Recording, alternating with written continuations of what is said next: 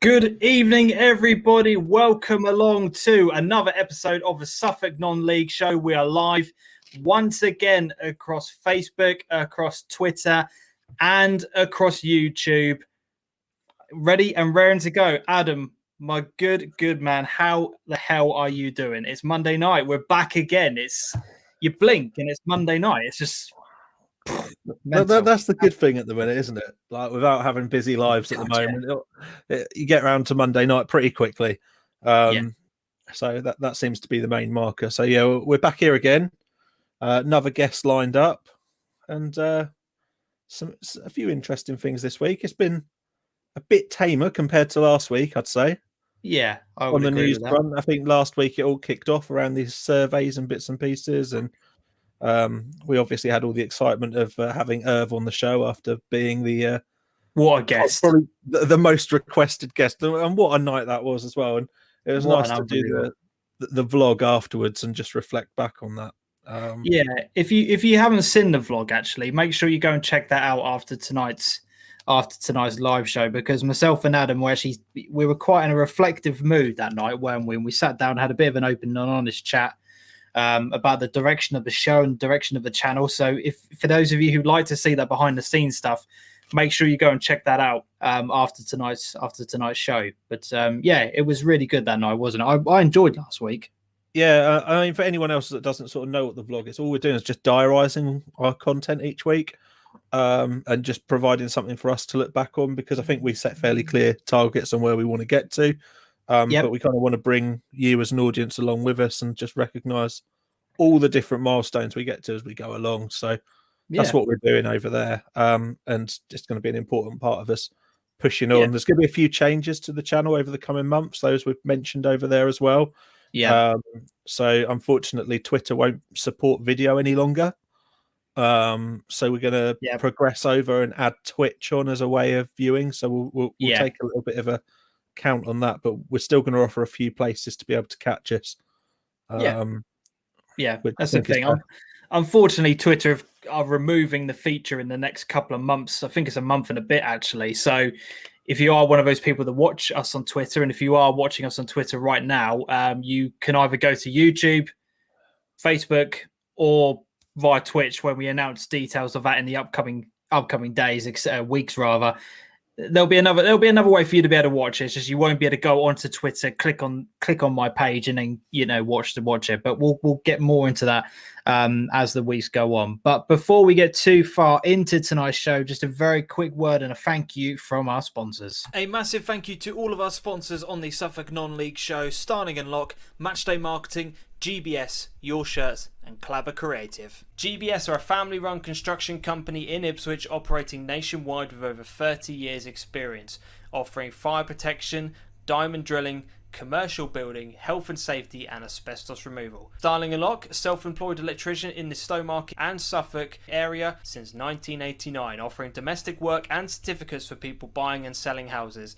An NIC/EIC member. Matchday Marketing, sports marketing and branding company, helping enhance the image and profile of grassroots and non-league clubs at a very low cost, utilising over 20 plus years in the game. Your Shirts, eye-catching, professional-looking garments for your business, team, club or organisation, with a range of printing methods to cover all individual needs. Clabber Creative is a creative agency based in Framlingham, Suffolk, offering fully managed football club websites. They are about giving your club a professional image and the ongoing support to maintain it. Links for all of these companies will be in the description below. Go and check them out and tell them that DeeJam has sent you.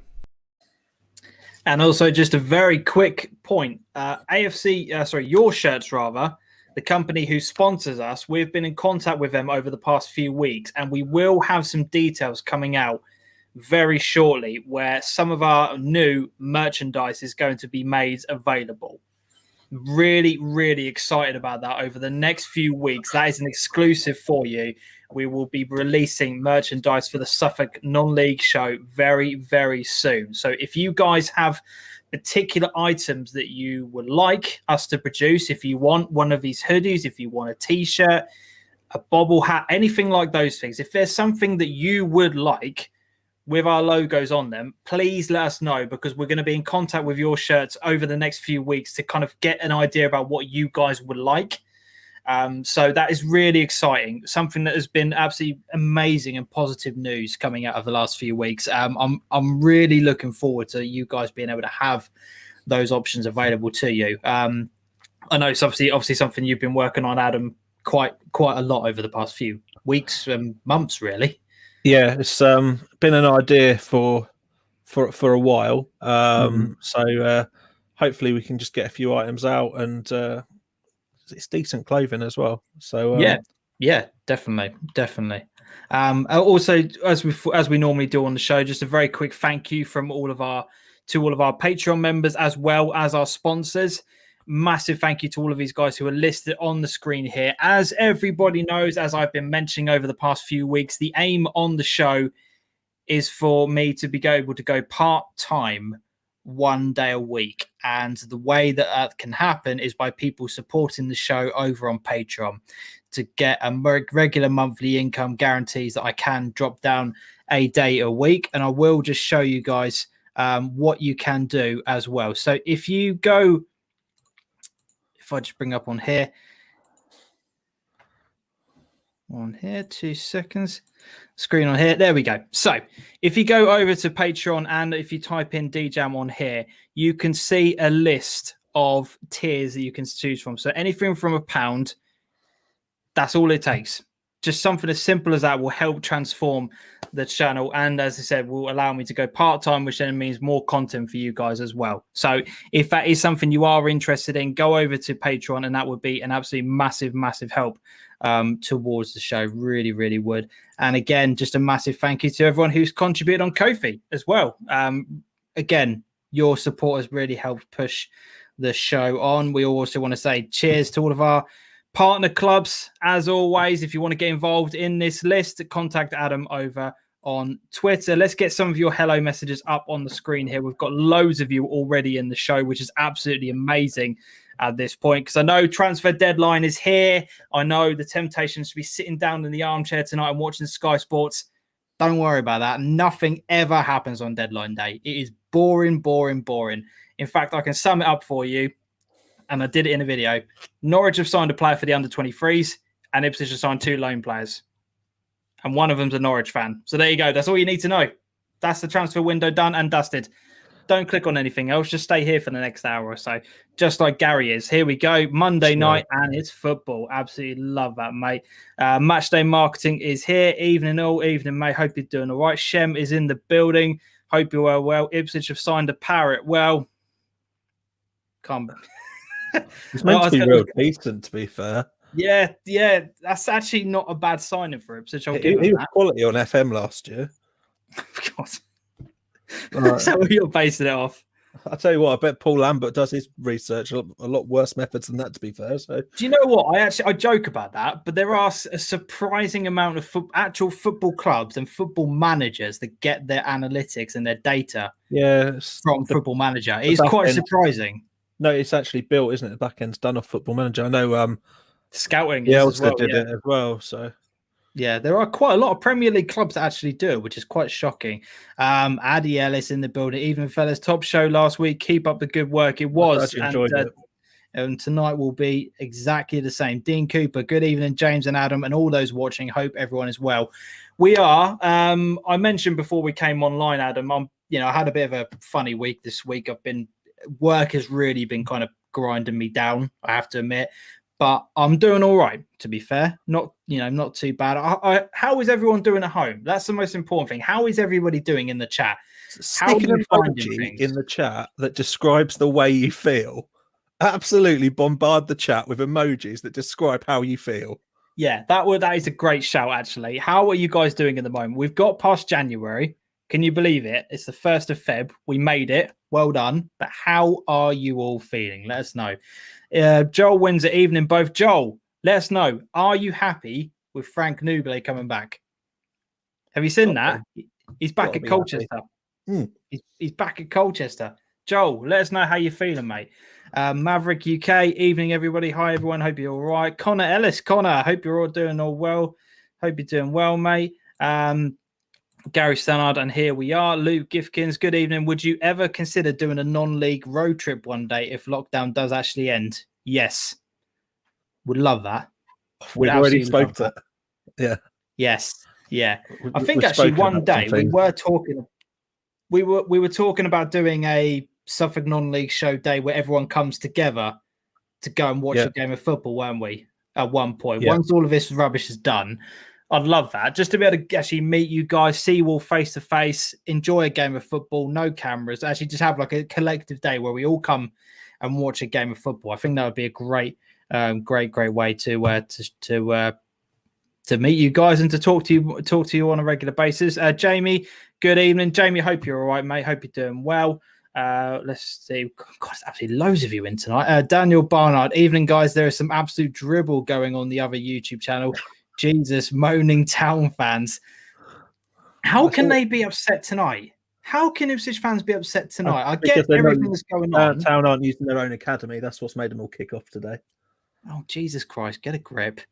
It's two good loan players coming in to help you out. What do you need? You need a fullback and you need a striker. So the club give you a fullback and a striker, and you're still sitting there moaning. But for once, they've actually got exactly what they need. Exactly. Sort yourselves out, lads. Come on. Yeah, just keep on YouTube, everybody. As Gary says, evening. The main man's in the building. Hope you're all right, my friend. Glenn, evening, gents. Hi, Connor, says Gary. Evening, both. Happy 25th show. I know. 6 months next week. It's crazy, isn't it? It's just gone way too quick. Where's the corner crew? I'm just Gary's on there. Can we get a massive poster of Adam's face? Says Luke. I'll have to laminate it for you as well, Luke. Dirty man. Yeah. Evening all. Some news coming out about the National League, but there's a lot of big words included. Alex, I will bring that up because I have seen that breaking news just before we went live. Sad news coming from Bacton today. All of the non-league committee are with the Bacton family and friends too. Yeah, 100% behind that one. I don't know if you've seen this today. Yeah, horrible. Adam, the sad news that Simon Borley passed away. It's been on Twitter today. Tonight's show is dedicated to that man and his family. I hope everyone is doing all right and everyone connected with Bacton as well. Very sad news. Yeah, that was hard as I was at work today. Daniel Barnard simply puts the green and red hearts on there, which is absolutely brilliant. Joel Windsor scores lots of goals so far, which I'm guessing is in reference to Frank Nouble. Sky Sports is so dull. Non-league football is a real football. Yes, Stephen. Yes, you are 100% right, my friend. Not kind of sure who that was in regards to, but we'll move on from that. Just wanted to say a big thank you to all those clubs that have tweeted the red and green hearts today. Means a lot from Fox in the Box. Yeah, I 100% agree with that. On there, nice to see that all over Twitter, like the support. It's been mad. Definitely. Sorry, boys, a bit late tonight. Had to get some sweets for the little girl's birthday pinata. This boy lived a life, wasn't he? Last week he was getting chained up in his house. He was. He's getting his pinata ready for a bashing. Lockdown's not affecting Jason. Jason's all over it. He's loving Jason lives a life. Is a Selwyn Town fan allowed to come to Suffolk to meet you boys in person? Yes, 100%. Yeah. Anybody from any walk of life is welcome to come to a game when we do organise it. Absolutely. Evening, guys. We'll get you down to Imber Court one day, says Follow the Trawler.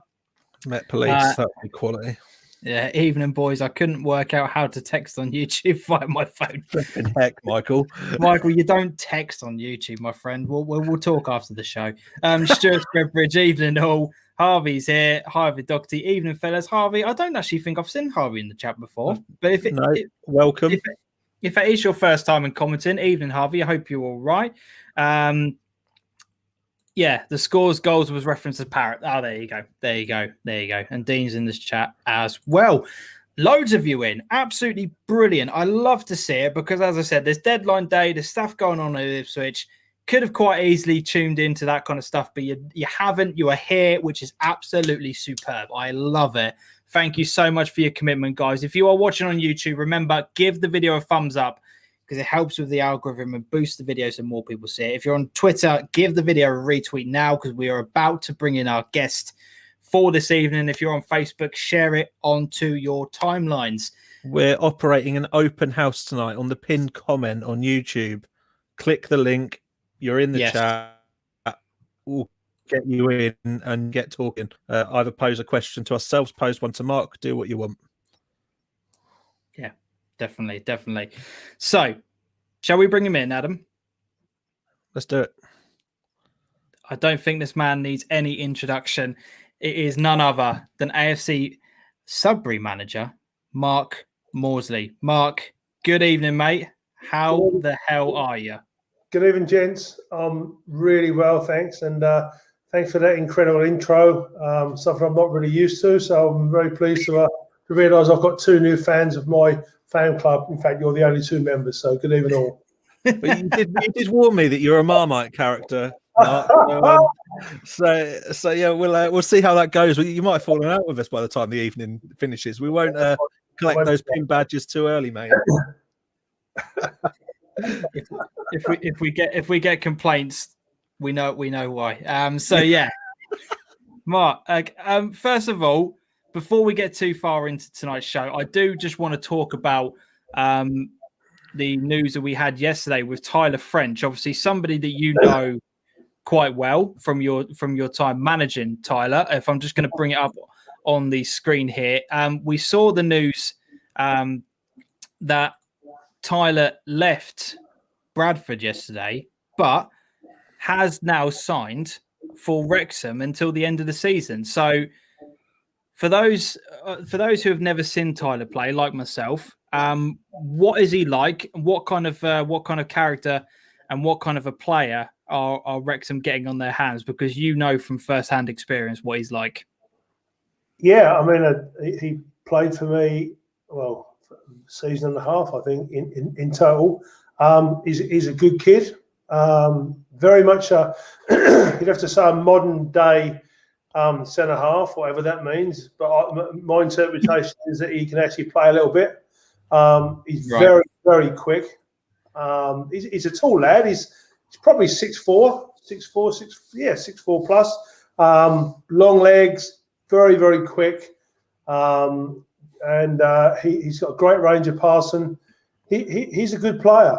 He's a good player. And I know that obviously the change of manager at Bradford, he got some football under Stuart McCall before. The change of manager, perhaps he didn't fancy him, or maybe the fact that they were on a fantastic run since the change of manager, and they decided to stay with what they've got. I spoke to Tyler today, funnily enough. Did you? Yeah. Like most of my ex-players, I keep in contact with them, and I've always kept in contact with Tyler and wished him all the best throughout it. And a good friend of mine is a manager at that level, and I know that they're interested in Tyler. But the lad said to me that he's got to move to Wrexham, and that's a really good move. And from what I can make out, it is a really good move. And you got to say, go on, Mark. I was going to say very quickly, just to finish with, that if you're going to make it as a pro footballer, there's a mass of things you've got to have. Yeah. But being complete and total belief in yourself and dedication to try and get there is what it takes. And I mean, Tyler lived in Long Melford, so he's like, he's a boat ride away from Sudbury's ground, and he goes and plays for Bradford, and now he's gone to Wrexham. Now, I don't think he's earned enough money to buy himself a helicopter. So clearly, he's gone from up north to Wales.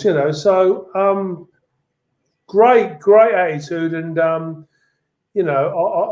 wish him all the best. He's a good kid, mate, and he's got a chance. He's got a real chance. He was very, very clear on social media, saying that he felt that the time was right to reach that mutual agreement to end his time on his previous deal and to find somewhere else for the good of his career in terms of playing football and moving himself forward. Quite unusual to see that these days. Were you surprised that he made that move to make sure he pushes himself on? I partly thought, okay, why have you walked away from a contract to the end of the year? bearing in mind that actually, possibly it might be easier to find a new club in a new season because there's not as much football around at the moment. But he clearly wants to be playing football, and the thing with Tyler is that he's a great enthusiast. I mean, I don't know if you guys know, but pre-season last year, he was when we had the lockdown and we started training again. He was at home. He trained with us. He came to Sudbury and trained with us, and I was the guy I arranged to do when he went to Bradford, so we had a connection with them. And I said, "Are you okay?" He wanted. They said, "Fine." So he was training with us. He was having the crack with the lads he was in the academy with, and brilliant. That kind of shows that fundamentally he just loves playing football, and he does love playing football. Yeah. And so at the end of the day, so what? So what I thought that's what Tyler's done. He's still right. I'm going to walk away. If the contract is bought out, I'll walk away. I've got no baggage. There's no situations with transfer fees and blah blah blah. And fair play, and his representation. It's me sounding really posh or his agent, whichever you want to take it. It obviously was nice and busy, and he had some conversations, and Wrexham, great and fantastic news. I really, really hope the lad does well. Really do. Yeah, definitely. I think you could see the reaction from Bradford fans when they announced the news. I think quite a few of them in the comments were a bit shocked, weren't they? You know what I mean? They were kind of saying he's a good player. I don't understand why we've allowed this to happen. But from Wrexham's fan perspective, I think weren't they? Yeah. I think the thing is, I think it's 25 appearances. I think he started something like 16 games, and I think he's had 3 man of the matches in 16 games. Off the top of my head, I think he's had 3 man of the matches in 16 games. Point 1. Point 2 as well. I do think that Bradford had got some new owners about a year ago, a consortium from Germany, I believe. And I wonder if they're thinking, actually, do we want to be developing a 21-year-old, 22-year-old? Is there going to be? And it makes you wonder if the caretaker manager's gone in, who was a previous assistant manager, he's done all right. I think they're going to let him run to the end of the season, and he'll either do really well, or if there's some money there, they'll look at bringing somebody in who's got a bit more about him. So perhaps it's just one of those situations which, as we know, happens in professional football. Yeah, I think for Tyler, I remember when he broke out of Sudbury and got that deal, there's so much buzz. So I really hope that going to Wrexham, getting the football regularly, is a launch pad for him. I mean, we live in an age where we're just used to seeing players run their contracts down, and Ozil's like a great example of it, isn't he? Where he's just sat for ages doing nothing, waiting for just to be chucked off at the end of it. But to see a player in the current age actually go out there and say, I want to be playing my football, let's end what I've got here and let's move things on. It's great to see, and wish him all the best, really, to try and crack on and push up through those levels again. I'm totally with you. The only caveat I would say that if he was earning the same money as us at Arsenal, he might have left at the end of the season. But no, you're absolutely right, and fair play to the lad. And I hope he gets that. I hope he gets that move. Wrexham are clearly a club in recent years have had some issues and have revamped and changed the name and merged and all sorts of stuff. But they were already a football league club, weren't they? So let's hope he's in part of a rejuvenation there. So fair play to him. Definitely. Let's move on then, because before we went live, literally like a minute or two before we went live, we did have an update coming through from Ollie Bayliss, which Alex has put on here, has tweeted out a simple version of the National League stuff, lads. It suits my IQ, which I think is absolutely brilliant. I'm just going to bring it up on the screen here as well. So National League have been asked today to vote on resolutions. Resolutions give the clubs the chance to vote to end the season, either step 1, step 2, or both. Ending the season would make the relevant divisions null and void. However, for legal reasons, clubs now have 28 days to respond. I thought we were going to be getting a decision on what clubs had voted for today. And I think that's what a lot of people have been thinking, because if you go through some of the comments on here, that people are not happy, really, really not happy with what is being done this evening. As I said, 28 days now for people to make their decisions at this step of at that step of the game. From your perspective, Mark, let's talk about how that kind of impacts us at our level of the football. Because for me, I kind of think it's our level is waiting to see what is happening with the rest of the football league and rest of the non-league pyramid. It seems as if this is just going to be delaying our decisions in deciding what is going to be happening, because I think we can all say it's not going to be finishing this season. It's just not going to happen, full stop. However, we just want a decision done. And seeing this tonight, 28 days for clubs to respond, how do you kind of react to that?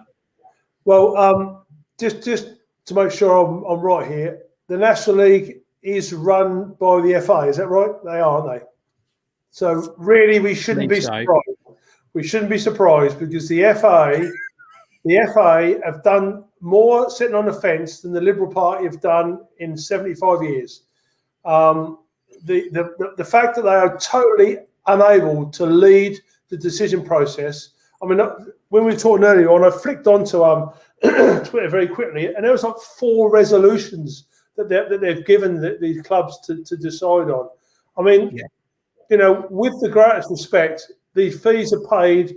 These people are elected to make decisions for us people.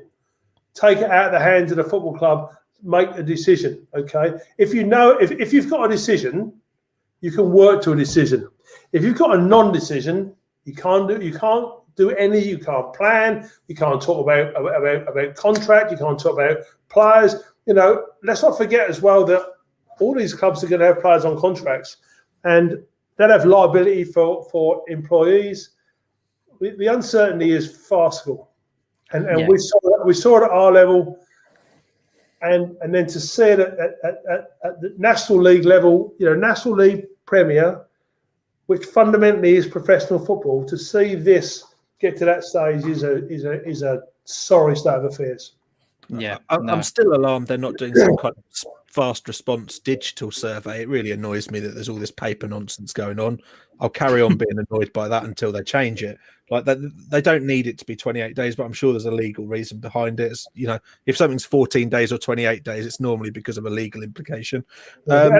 Adam, didn't you say last week that you can set up a digital vote in about 5 minutes? Yeah, you can. You're absolutely right. And I'm thinking to myself, really, what? It's garbage. It's absolute garbage.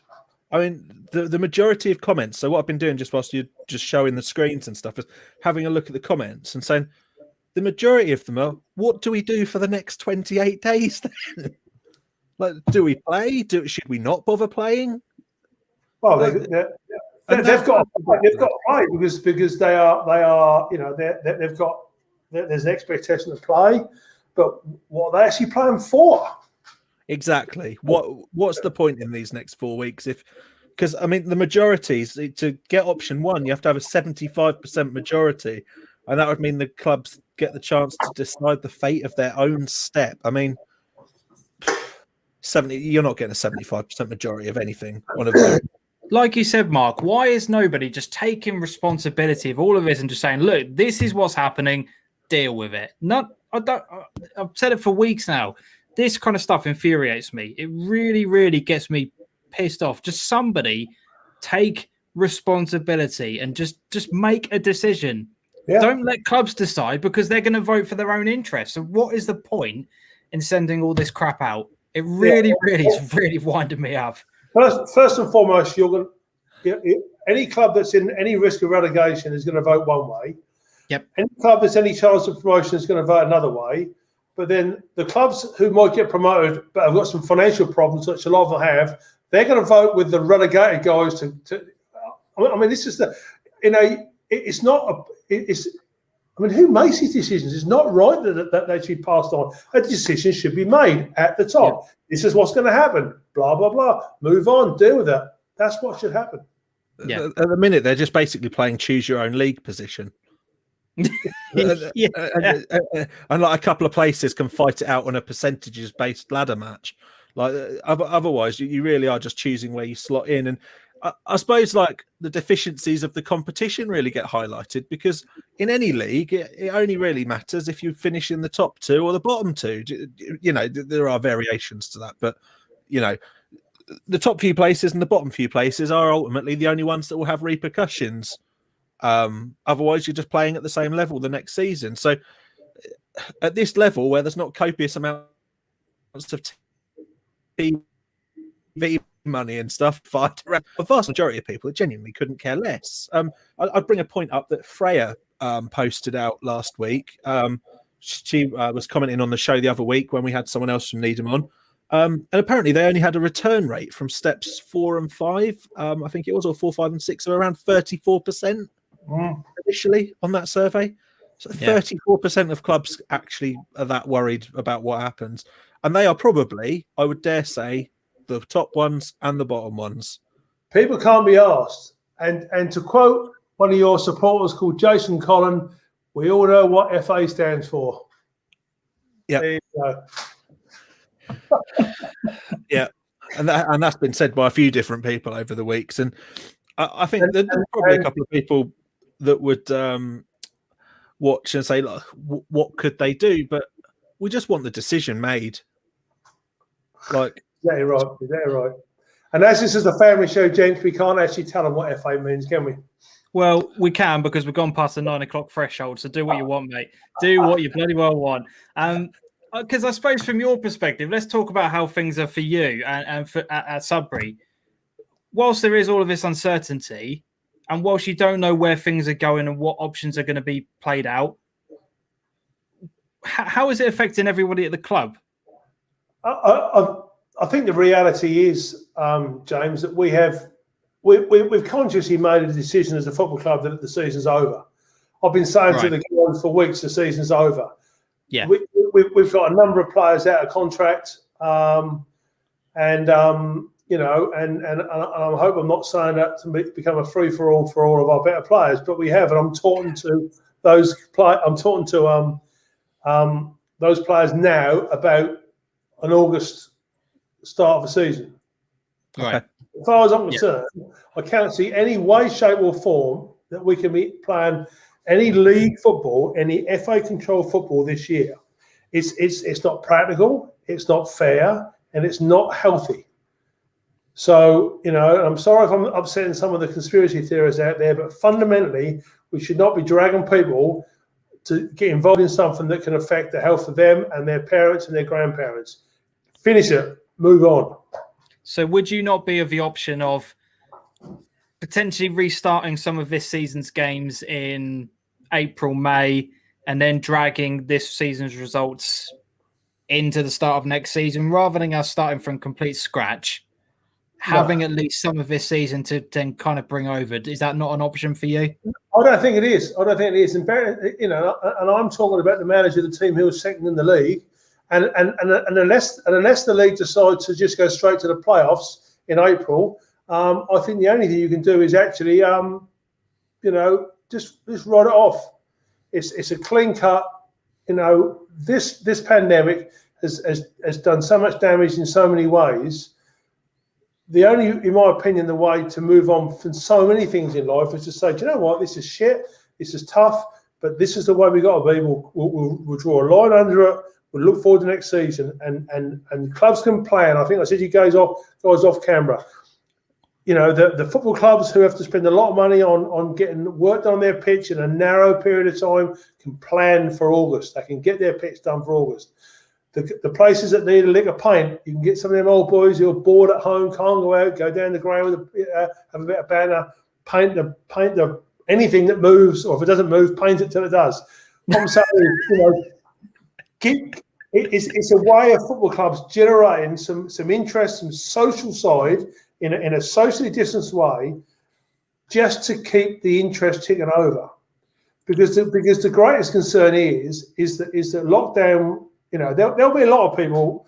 Let's not kid ourselves, guys. A lot of football clubs, non-league football clubs, maybe at step 6 and below, are probably run by about 3 people. And and they're often elderly people, and they stick with it. A lot of those people will be thinking to themselves, you know what, can I be asked to go and mark the pitch out? Can I be asked to go and put the nets up? if you can get a situation where everyone knows that nothing's going to happen, but here's an opportunity to maybe do this and maybe do that, I can create something for football clubs individually in as little or as big a way as possible. But all this dithering and what the Labour Party say about Boris, dithering and something else going on, the FA doing it, it doesn't help anyone. It doesn't help anyone. Right. Do you think there's that risk? I was just going to say, sorry, mate. I was just going to say, so very much our decision is, and that's not me as the first team manager, our football club, as the decision is that we're not thinking about anything about this season.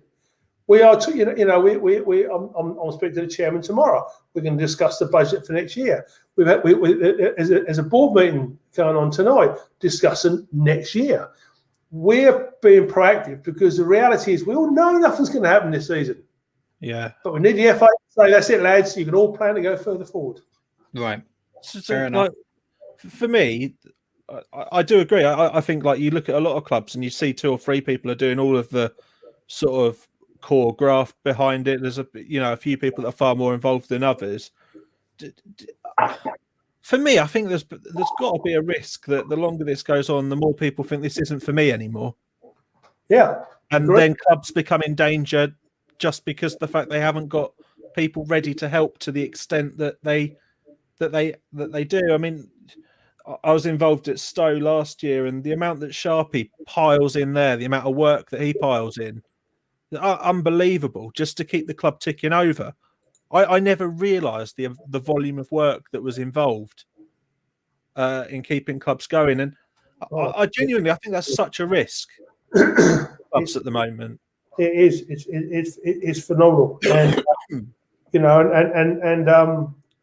that's the worry that we're going to lose a lot of really good clubs, but not even really good. Well, all clubs are really good. Let's not kid ourselves to start with. Every football club that runs is good. Whether you're a top side or a bottom side, you're good because you provide the football and you provide enjoyment for a lot of people. That's a fact. If you lose for any football club, you lose because of this. It's a tragedy, an absolute tragedy. Yeah, but it's easier to plan something if you know where you stand. You know, and if people are sitting at home and they're getting more and more pissed off because these silly votes are being sent out and the FA won't make a decision, and and they think, well, is it for me? Pass up, and the wife says, do you really want to be going down that football club? Oh, maybe I don't. There's your problem. Yeah. I'm going to bring up Dean's comments on the screen here because I want to see how you kind of respond to this part, Mark. He's put, I disagree with this. What about those clubs who need fans and money coming in to get those improvements or in fact to survive? I can see a lot of teams folding. My point is I believe the season should start, if it can, not wait until August. What do you think to that? I think the issue is, and Dean's made a good point there in many ways, but here's the issue. Okay, football. Let's talk about football at partially at step 5, at step 4, which is my level, at step 3. Okay, now then, here's part of the issue you've got, and this is something that you may not have covered, but I'm going to tell you you'll find I'm going to tell you the way it is. All right, currently we have got, I think, 16 players on contract who are all been furloughed. The furlough scheme has saved our football club and a lot of football clubs because we have got contracted players with a liability for a wage. Without a furlough, we'd either have to be asking for favours from the players or we'd be bust. And that's not AFC Sudbury in isolation. That is the bulk of non-league football clubs at step 5 and above. Okay. Now the problem is, we start playing football again. Great. I'd have so much more pleasure to stay on that touchline and rip the arse out of my players and listen to a lot of idiots in the stand who don't know what the hell they're talking about, give me a lot of grief. I would look forward to that more than anything else. But here's the problem. When we restart, there'll be no crowd, there'll be no bar, there'll be no food, there'll be no sponsors, because who wants to sponsor a football team that no one's going to see? There's nothing. It's all about generating income, and so they're your first problems. Now, what Dean has said, I agree with. If we can bowl out there at Sudbury, we can open those doors, collect those £10 from those supporters or the £5 for whatever it is for the older people. 320 plus people in that ground, We bowl in the bar, we shove some beer down the neck, and those of us who are not so healthy smash a burger into us as well. If we can do that from day one, Dean is right. If we can't do that from day one, I start playing, and I've got 16 players, and my football club have got a liability at the end of the month. They can't pay. Yeah. Now then what happens, I guess? We've got good lads at our football club, and in the majority of them would say, fine, we understand the situation, okay? But let's also not forget that we are just about scraped into a level where some of those players who are on contracts would have planned a year or 2 years of income for their mortgage and their car loan and whatever else they got, you know. They'd have used that income as part of their planning process, like we all do with our income. So they would want their money. So where does that come from? Yeah. No, I think Dean's agreeing with you now, to be fair. He said it's an absolutely superb response, so well done. Go on, Adam. Linked to that, Mark, can we talk about March last year?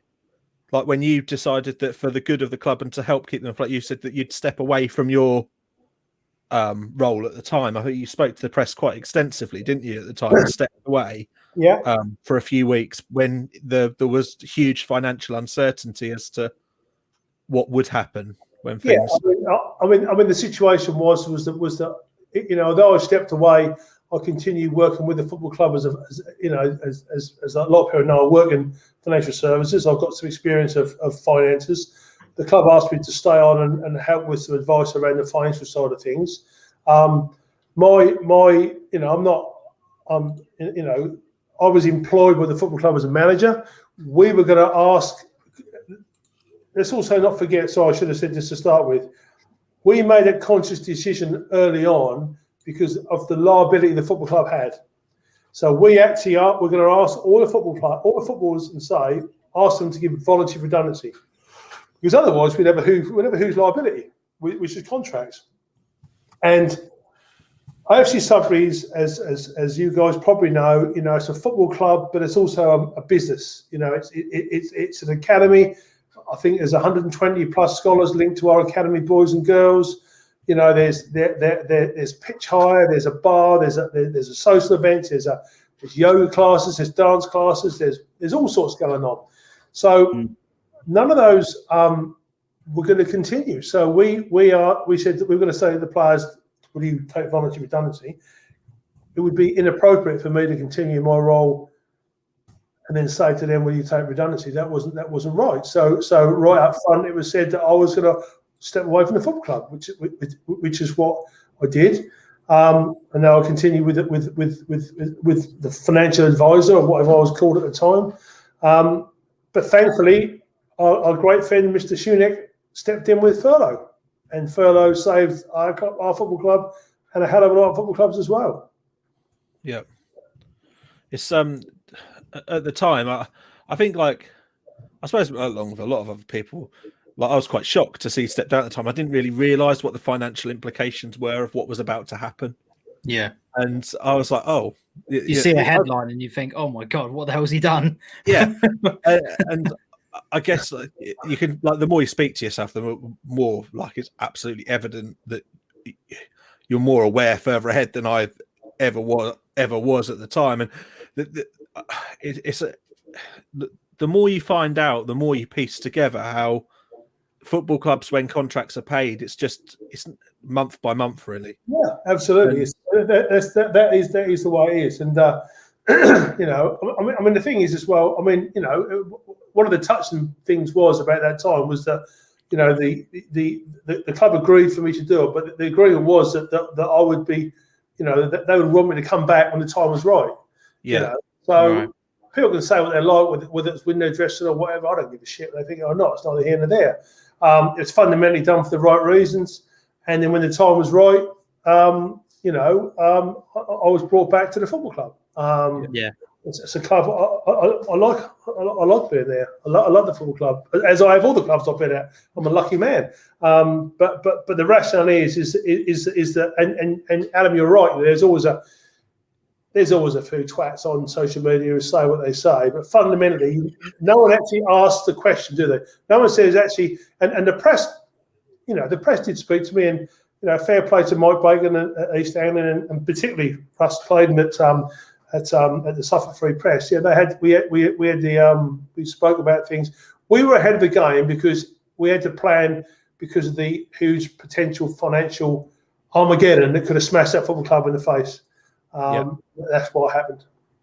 You mentioned about sorry. I was going to say, just to follow up, did you ever think at that point that maybe managing wasn't going to be something that you did continue, and maybe you'd take a back roll room more permanently, and managing days were done? And is it something that continues to go through your head now with the continuing stop-start nature that we look like we could be having ahead of us?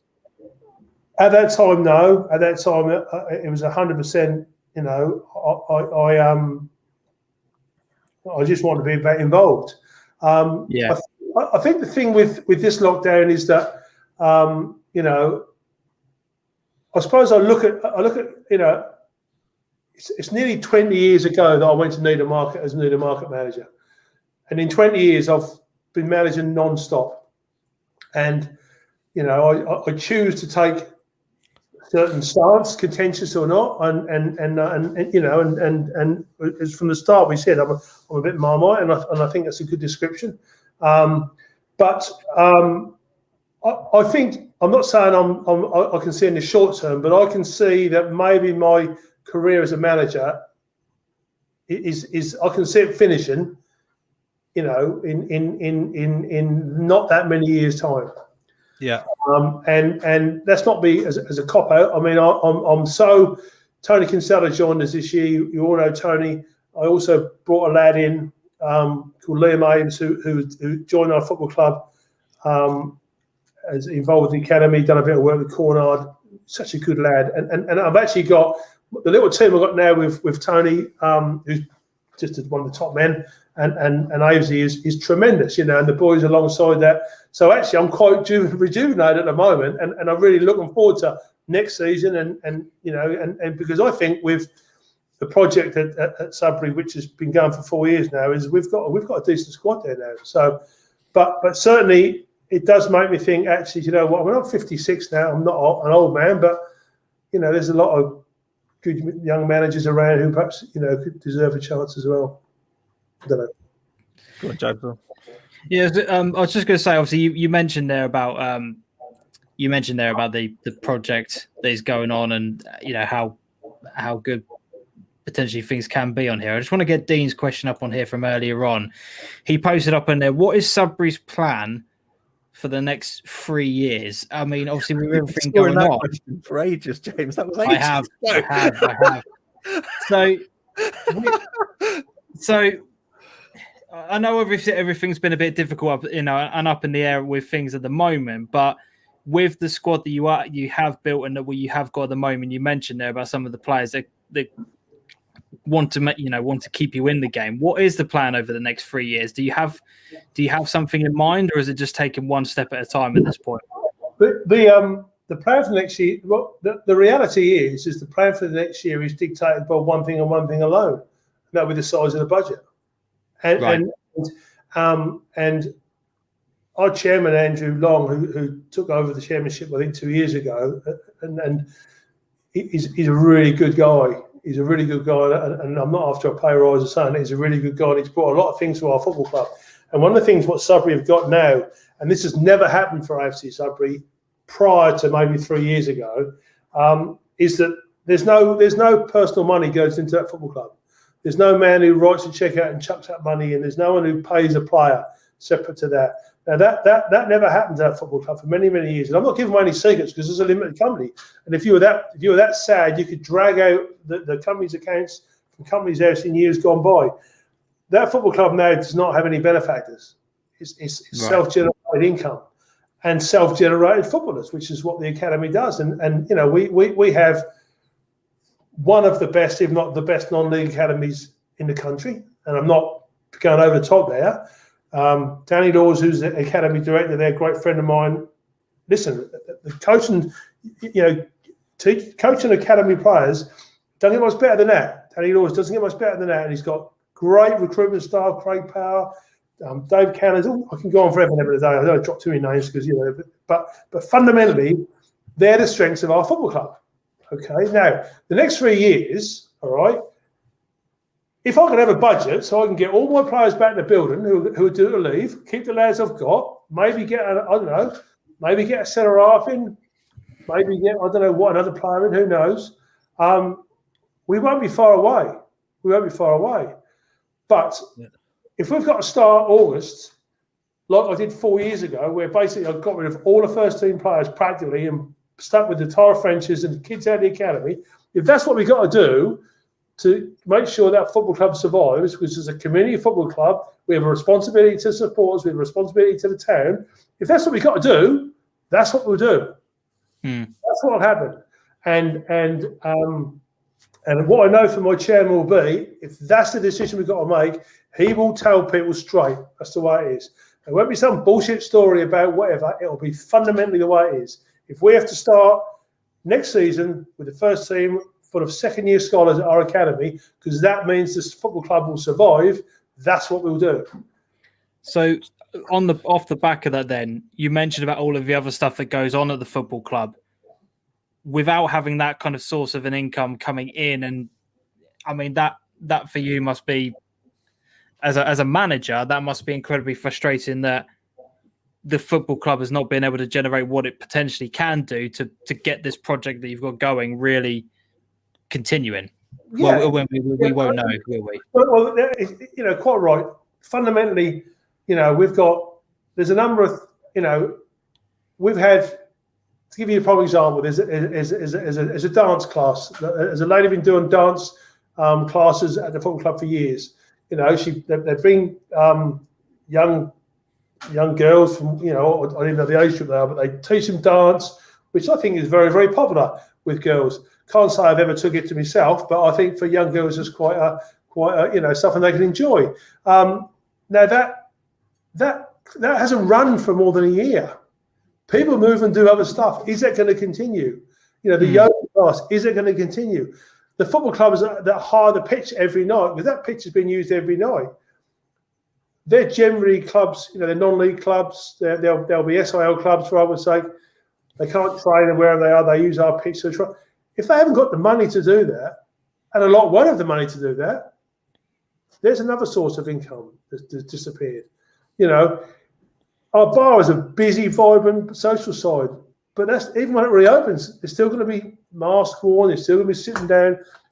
Every year, guys, we, as you may not know, we have a big marquee out on our second team pitch. We have a massive social function once a year. There's the AFC Sudbury Sportsman's Dinner with Kevin Keegan and Stuart Pearce. There's hundreds of people there. We have weddings there that time of year. We have I think we've had the Take That band. Robbie Williams came here last time. Obviously not the Robbie Williams, but I was going to say. Wow! But it was packed. That's a massive summer boost for our income. So it is frustrating, but it is the way it is. And you see, the thing is as well.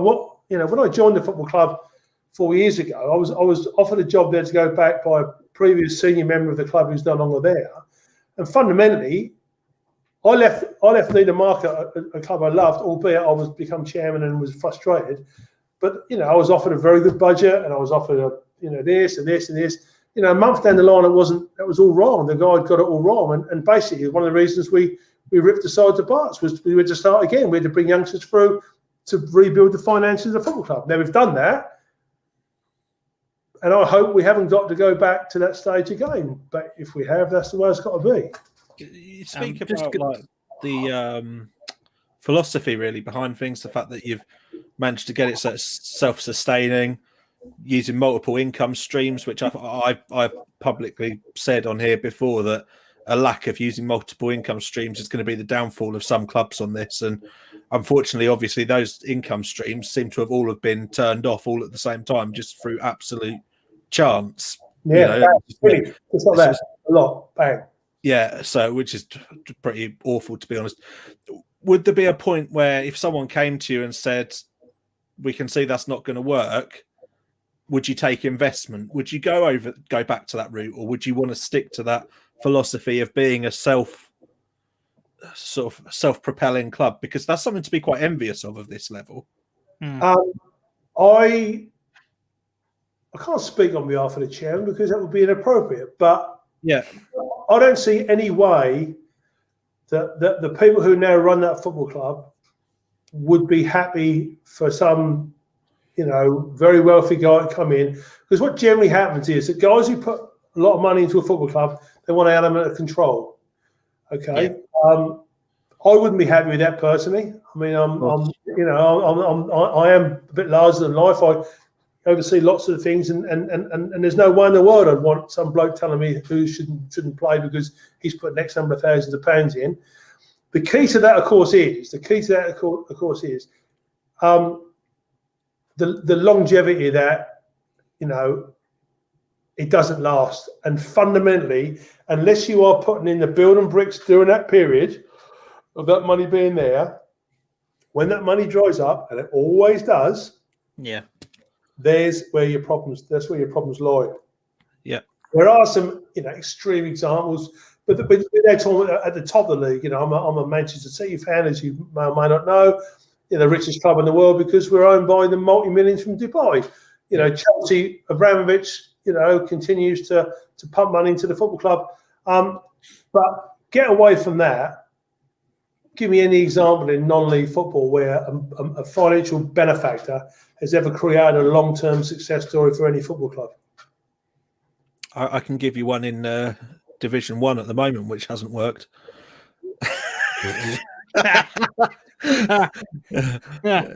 Sorry, would that be Division 1 of the third or non-league? Oh no! I mean, I mean Marcus Evans. Are we talking about the third division of the National League? We're talking about League One. I know what you're saying. It filters, and like you say, that money stops, and it doesn't guarantee. Look at Russian and Diamonds. They're the classic example of someone coming in, loads of money, transforming the club, brand new stadium. All of a sudden, he drops out, and boom, club's gone. Yeah. Just classic. And you see, the great thing with Sudbury is, like last year, we totally revamped the main stand. The main stand was ripped apart, and a new set of seats, this, that, and the other.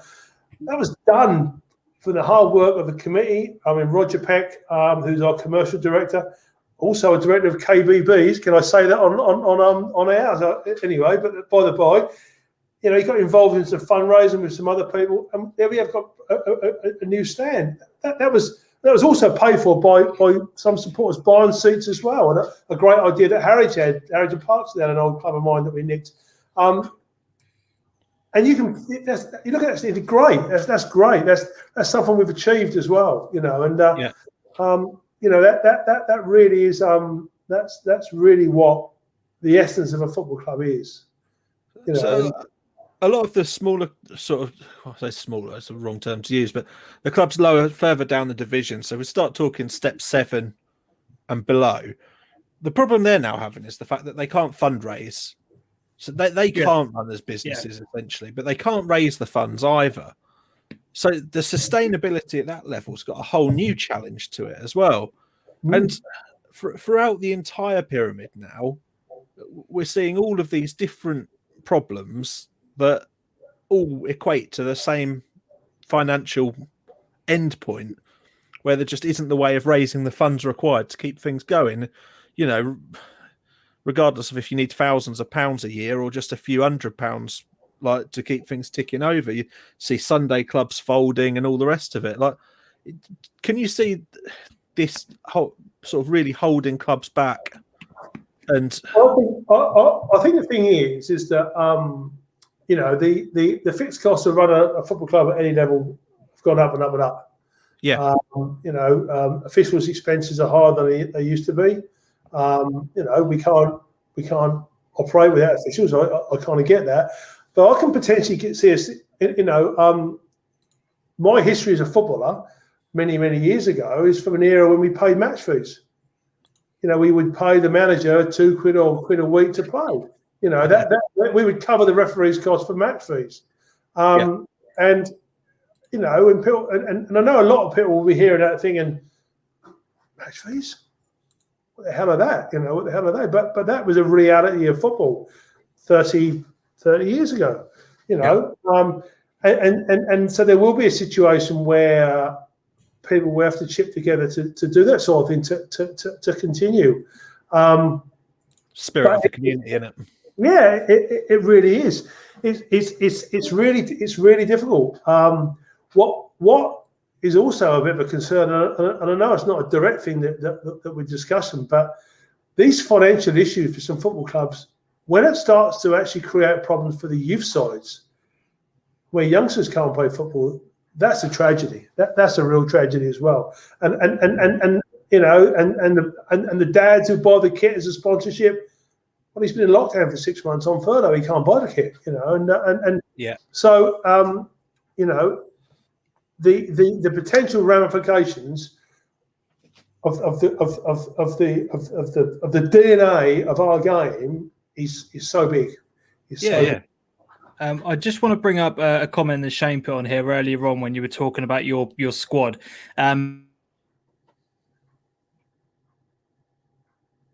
It's so close on the current one. All right, I don't know if it was you, me, or you, my friend, but you disappeared then. So you asked about Shane. Would it reduce motivation? Yeah, so would it reduce your motivation with a reduced budget when you know your squad is so close on the current one? I think I want to say a slightly bizarre thing now, but maybe it's not so bizarre. If the situation was that the budget I had was enough for me to keep all those lads in the building who are there with me now, maybe one or two others, and you know, let's not forget that, you know, there's some lads who are playing for me who've been very loyal to me. They came from Needham Market, people like Joe White, you know, Billy Holland, you know, one or two others who have been very loyal to me. They've come across. If I couldn't keep them, and I was kind of given a situation where we can kind of, here's a bit of a budget, and that wouldn't attract me. If the club said, listen, Mark, we have to start again because this is the situation. We're going to start again. That plan that you put in motion 4 years ago, I think we got to start again, big fella. Yeah. I'd run with that. I'd like to run with a budget that gives me the chance to get the club promoted, which is always my aim, because Sudbury should be a step-free club, in my opinion, or potentially higher. I think the issue I would have, you know, an answer to Shane, you know, it's a bit of a long-winded answer, but if we were kind of putting our foot in the, you know, if there wasn't a clear sign as to where we're going to go, we're going to have a proper go at it, or we're going to start again. In the middle, it wouldn't interest me. Either end of the spectrum would interest me. Right, there you go on there. We've been asking people to get their questions in for you, so I'm gonna hand this part of the show over to the audience. If you've got any questions you want to get in for Mark, let it in the comment section down on here. So we've got from Shem on here who asked, "What was Mark's most memorable match?" Just got to, excuse me, stripping off, gents. That's fine. First time for that, did we? Oh, can I just say, I'm as an ex-punk rocker, I'm wearing one of my old punk rock t-shirts on here. So there you go. These guys are too young to know what this is. So there you go. No, I was going to say I have no idea what that is. I thought you were going to start telling us some story about how you've been bodybuilding and you're absolutely ripped underneath that t-shirt, mate. But don't worry. Listen, the only thing that gets ripped when we come to my body is a shirt that's too tight. Busting out of the bad boy. My most memorable match.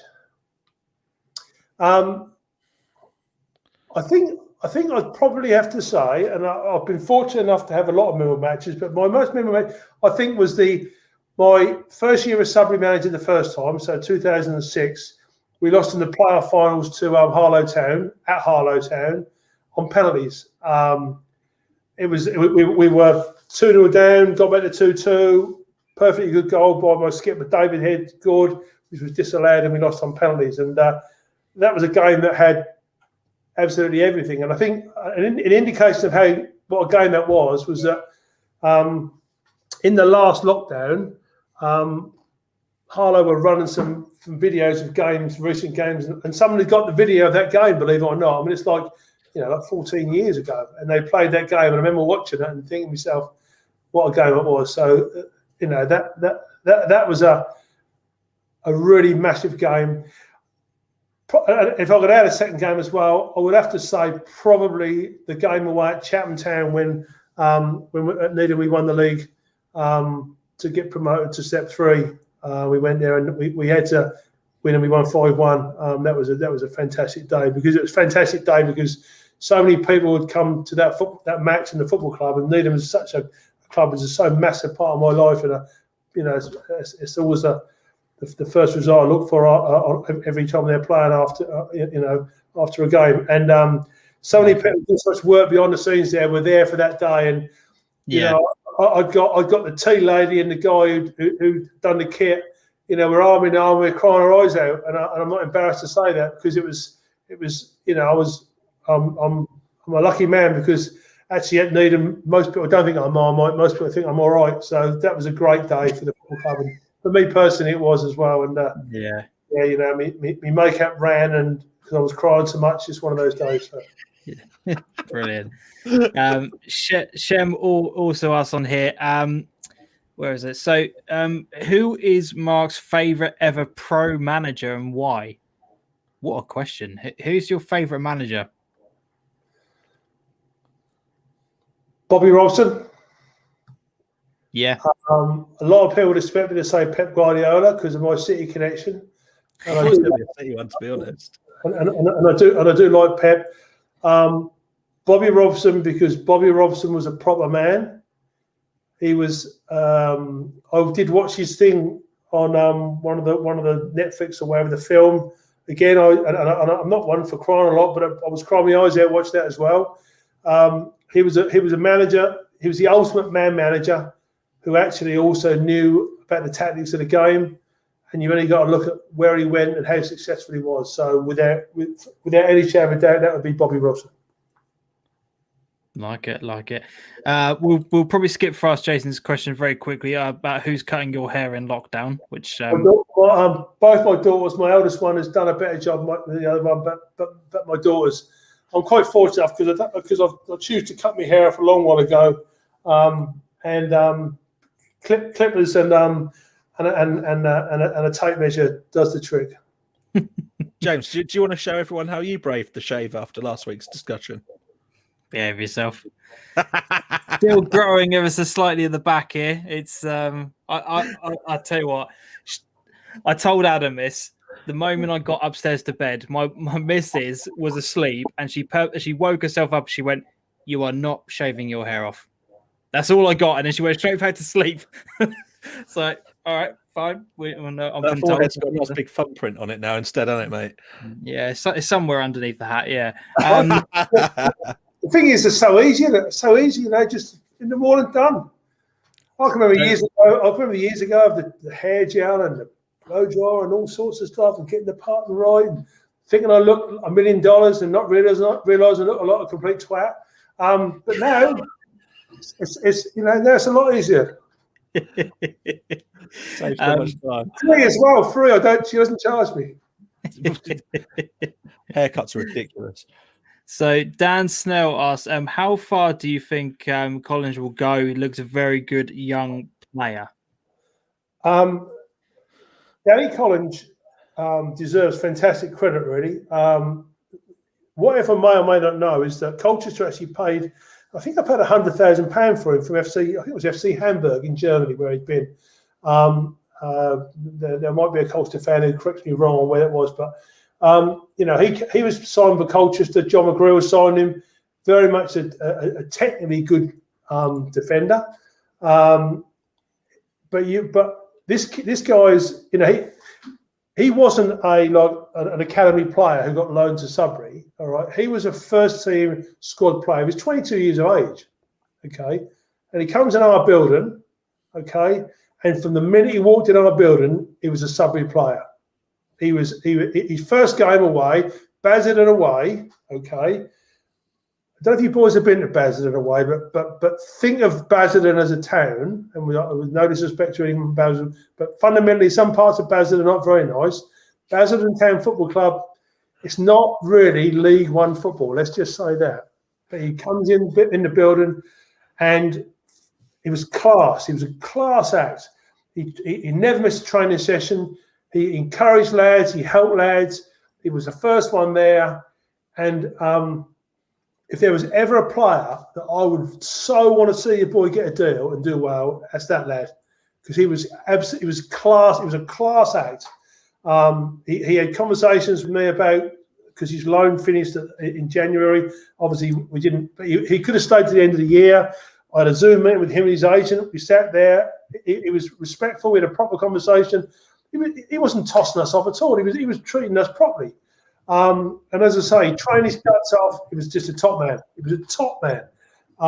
And he's probably, this is no disrespect or criticism of Colchester at all, because, I mean, Colchester's manager, Steve Ball's a mate of mine. He was my assistant manager at Leicester, as you may or may not know.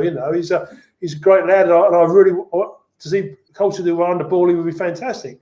But Danny potentially is probably a better footballer than the level he's playing at, because I think centre halves at League One maybe need to, be going out with machine guns and machetes rather than to pass the ball. He's technically a very good player. And anyone who watched Danny play, and I wonder if Dan did, because he's good, mate. And on a 3G, he was properly good. Properly good. There you go. Ben asks, sorry he's late. Don't worry, Ben. We'll forgive you on this occasion. Any advice for a young coach like himself? What would your advice be? Go through the whole of your career like a sponge. Every bit of information you can take on board, never disregard it. Okay, take it on board. It could come from someone you respect. It could come from a chairman. It could come from a supporter. If you talk to anyone who's worked with me, they'll always say that I'll always listen to what people say, and then I'll decide what needs to be done. So as a young, for Ben, as a young coach, take it on board. Okay, build a relationship with people. I'm a great friend with a guy called Steve Foley, who's, you guys may or may not know. Steve is a bit of a legend. He was a local coach, phenomenal success as a coach. Yeah, he was at the time, anyone who wanted a bit of help, Steve would give you time. He got time for it all the time. Young coaches, older coaches, he's always got time. And so many people are like that. Tony Kinsella would be like that. Danny Laws would be like that. So, Ben, make yourself known to some guys who know what they're doing. Yeah, and listen to what they say, and never believe you've cracked it, because about 12 years ago, I thought we'd cracked it at Sudbury. I thought we were the bee's knees and I was a dog's bollocks. So we went to something called Flatwell Heath, which is barely a place in a football team, and got smashed about 3-0. And I thought to myself, do you know what, you fat sod, you really haven't made it at all. You've got a lot to learn. And I learned that lesson then. And I still don't think I've made it. Far from it. And sometimes you need those bumps back down to earth, though, don't you? You absolutely do. You need a bite in the arse and a slap in the face. It's very, very important. So, Ben, become a sponge, mate. Take it all. And Dean says, Ben, you need to surround yourself with good people and those that love the game for the game, which is also very, very good advice on that as well. If you looked at I've always said for myself, I'm not a coach. I don't try to be a coach. Me in a tracksuit bottoms is not a great sight to start with. People fall over laughing when I walk out in football boots and tracksuit bottoms. So that's not going to help a coaching session work very well. But I've always worked with good coaches. I said Steve Foley. I've got Tony Kinsella now. I've had Danny Laws work with me. Steve Ball, the Colchester manager. Richard Wilkins, fantastic, great friend of mine, probably the best non-league manager in Suffolk of all time. Work with me. You've got to have good people, get good coaching staff, and that's what I've always done. And that's good advice, Dean. Good advice. He knows your stuff. This Dean guy knows your stuff, doesn't he? He's no fool, is he? Definitely not. Hoping to get Dean on in the coming weeks. Yeah, we will be. We will be. Lau says on here, evening chaps, where does keeping Needham up in their first season at step 3 rank for you? Unbelievable. It was unbelievable that we done that, because we went up with I mean, we won the league below, which was fantastic. But we had Ian Westlake playing for us. Fit Ian Westlake, Ian Westlake, who was at Leeds United, paid a fortune for Ipswich. I think he was an England youth player. We had Chris Hogg playing centre half, he played for Hibernian in Scotland and had a cruciate knee ligament injury. Came to us. He played centre half for us. We lost some really good players, and we were getting smashed to start with. I mean, honest to God, we were thinking, we were lucky to get nil sometimes. That's how bad it was. But we stuck with it. We tweaked the way we played. I quite liked for my team to try and keep possession of the ball. Steve Foley was my coach then. He very much dictates that sort of football. We played Wimbledon style. We played direct football. We worked hard on making the pitch very small when we didn't have the ball, and making it big when we did have the ball. And we started to scrap a few points, and it was a fantastic achievement, because on the back of that, we then had a season where the Christmas the following season we were top of the league, and we ran out of players to not be in the playoffs the following season. So it was a fantastic achievement. And a bit of a sort of a sentimental question, really. Like, that was obviously getting Needham into step 3. What was your sort of main learned? What did it teach you about yourself achieving that? I think that at Needham, the experience of what I learned at Needham made me the perfect man to do what we've done at Sudbury. Because at Needham we brought a few youngsters through. There's a lad called Kieran Morphew who I brought through the academy, 17 years of age. The best young player. I mean, how that boy didn't get a deal at Ipswich Town is completely off.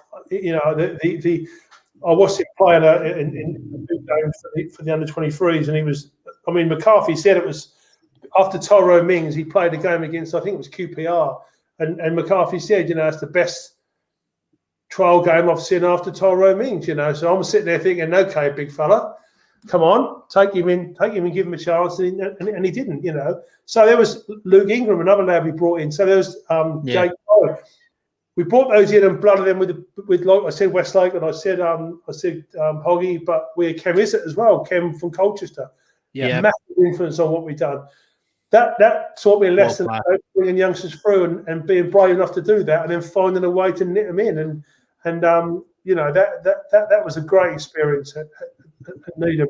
And the fact is that there are so many people at our football club that I really love people there. They're such nice people. And again, to see that, I'll go back to what I said, the game at Chatham, to see us go up and to see the emotion that created in a lot of these people who've done great things for nothing was brilliant.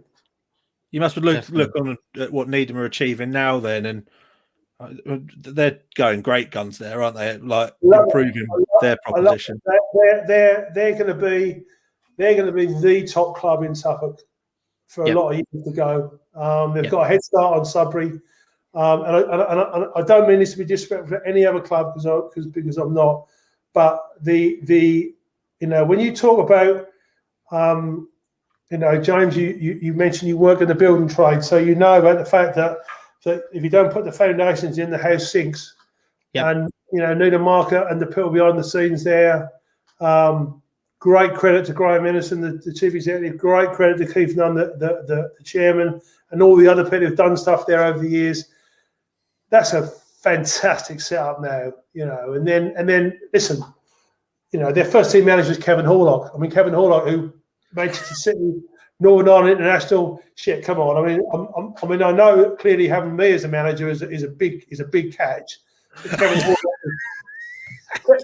Horlock is second to me without any shadow of a doubt. But what a fantastic, what a great lad as well. I love Kevin Horlock, and so listen, that football club, fantastic, absolutely fantastic. And I love, and I can go there. My other half, Sue, she's maintained a season ticket there and watches them a lot more than Sudbury. But whenever I go with her to see a game, the welcome I get is phenomenal, and that's because they're class. That's because they're a class football club. Definitely. I've been getting a lot of this comment tonight in the chat, but Scoops on there says, "Have you got the old moon boots on, Mark? What's this about? What's this about?" Muzzy put that in earlier as well. I know we've had quite a few comments about this. Can I go? I'll tell you what. I'll go and get one. They're just out now. Stay there. Don't move. You'll love this. Don't move. Absolutely brilliant. I want to see if I could get Muzzy's comment up from earlier on. Here it is. 20 years since the Moon Boots Grace training nights. I want to see this. I really want to see this. This should be good. He's still got 20-year-old shoes. No gents. Keep your comments rolling in, guys. It's great tonight. No gents. You see Guardiola in his designer white trainers, all right, and you see all these managers with all this flash stuff. You don't see many managers wearing this. Oh my word! Are they like rigger boots? They are they're soft. It's soft. It's a bit muddy actually, I'm afraid, but it's soft. It's got. You can see it's padded on the inside, semi-waterproof. This is not the original pair that I saw Muzzy's put on there. Yeah, this is stage 2. Stage 1, unfortunately, fell apart and had to be a big hole in the garden and bury it. We had a ceremony and all sorts, let some drinks. And these are the replacement moon boots. And you know what? It's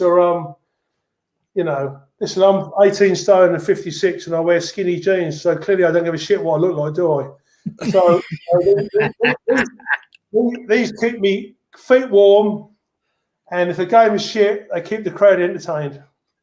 Brilliant. Absolutely. And Musgrove has been bollocked by me in those boots many times. I'm surprised Muzzy hasn't got himself a pair, to be honest. Yeah, but he's not class act yet. He's very young as a manager, you see. That's the thing. Loves a bobble hat, does Muzzy? Yeah. He wears all that trendy. He'll realise. Listen, when he's been freezing cold and wet a few times and gone home and his nuts have disappeared because he's so cold, he'll sort himself out with some warmer clothes and he'll have some moon boots. Don't worry. Jason asks, who would you say your bogey team is in your league? That's a good question. Oh, bloody hell. What is it? I don't know. It used to be Soham, actually, but then this year we've done all right against Soham. I think Jason's actually a Soham fan. I think he is. I think that's maybe why he's referring to that. Yeah, because I'm not entirely sure. I never used to win it. So they've always been a tough side, but this year we've done all right against them, actually. Last year, was it last year or the year before? Yeah, it's got to be Soham, actually. It's got to be Soham, I think, Yeah, he's just said, say it. It's definitely Soham. Yeah, it's Soham, yeah. I've been sent off at Soham a couple of times. Oh my God! I got sent off. I don't know if you guys have you been to Soham or not, but Soham is a 3-sided pitch because they've got one side they don't have any crowd because for whatever reason, so they use that as a training area. And one time I got sent off around there. I thought I'll go on the other side and watch it because I was getting so much shit from the stand from these agricultural Soham fans behind me being sent off. So I went on the other side. I was perfectly fine, just watching the game. But I wasn't allowed to do storage purposes. So the lady who's the chairman now, she's ever so nice. I can't think of her name. She was secretary then. She frog marched you around the pitch. So and we lost the game as well. So that was a shit day all round. There we go. So Fergus says, have you had to adapt your coaching / management style to modern players? You've got a lot of younger players in your team, so it must be quite different. Well, first and foremost, as I've already alluded to, there is no coaching style. I think the thing is that there is but I mean I have a certain way I want to play. I understand the way I want to play. I probably can't be quite as aggressive with certain language with some of the. Now I've got to be really careful what I say because I don't want to touch on any racism or anything like that. But I suppose in the dressing room you've got to tone things down a little bit because I'm having some 16-year-olds in the dressing room sometimes. But then I suspect on the odd occasion you lose your rag and I don't. If I was honest with you, I don't think I've changed that much. I think what has changed is that clearly over the years you learn what does work and what doesn't work, and how you can and can't motivate someone. And going back to young Ben earlier on, I'm still a sponge and listen from other people and learning from my mistakes. So I don't think I've toned it down, but I think, and Muzzy would be able to say this because, as I say, Muzzy played for me years ago. I think 15 years ago, my dressing rooms were a bit mad. You'd often get an often kick off in the dressing room and all sorts, but that used to work because we used to win games. So, but I think maybe a little bit, but not that much. Fair enough. There we go. So that's your answer on that one. We've got Dean who says, who would Mark say is the new up and coming managers for the future? Anyone's to watch? It's a good question. So this is in non-league football. I take it. I would hazard a guess. Yeah, up and coming managers for the future. Yeah. Well, I think the lad get out and watch a game. I think the lad Morsley's got a chance. Keep an eye on him. Yeah. I like the lad Shane over at Whittam. I think he's done quite well there. You've put me on the spot a little bit. I've got to think about this. And what is young? Because a lot of youngsters don't always get. I suppose I've got to say Musgrove, haven't I? Because Adam's here and he's watching this thing, so I've got to say Musgrove has got a chance. He's never going to let people live that. He'll put that everywhere. He'll get that put on a poster. Yeah, that's right. Yeah, but t-shirts made with that quote. It's a tough question. I need to think about it. I need to think about it a little bit because as I say, the issue is, there's such a lot of my ex-players, who have gone on to be managers, and I still talk to them and encourage them to do well. I'm really glad to see like Stuart Bordley is doing well at Felixstowe now. It looks like obviously didn't go quite his way at Leiston, and Boards played for me at Leiston and at Sudbury before, so he's got a chance. But yeah, as I said, I was about to Shane a few times, and I thought to myself, yeah.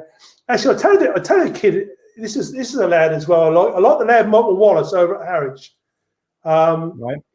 Yeah, he's probably on your radar a little bit because that's quite close to Suffolk, but he's keen. He's done all right. He's not a bad lad. They've done little bits, haven't they? They've done all right. They've done all right, mate. They've done all right. And, we'll continue. But if something flashes in my head, if I shout a name suddenly in a few minutes' time, you'll know why. So there you go. Ben asks, going back a few years, is Mick Packer still about at Sudbury in some form, or has he retired? He's retired. I think I've not seen Mick for ages. When I went to Sudbury the first time, Mick was the assistant manager of the reserves. Obviously, he was ex-Colchester, just a professional, proper character. He makes me laugh. Mick, he really did. And he knew his stuff as well. But I've not seen Mick for years, so he's not around the football club anymore. And I'm hoping he's still with us. As I say, I haven't seen him for a number of years, but so I don't know. But he's not around the football club anymore. Okay. Craig Cooper says, back-to-back promotions with Leiston. What was your favourite game? Oh, my favourite game. My favourite game was Potter's Bar at home when we got promoted from Step 4. We won the Isthmian Division 1 North, and we were absolutely brilliant that night. We were absolutely brilliant. We were just brilliant. That Leiston team, it's back-to-back promotions takes them doing. We had great players.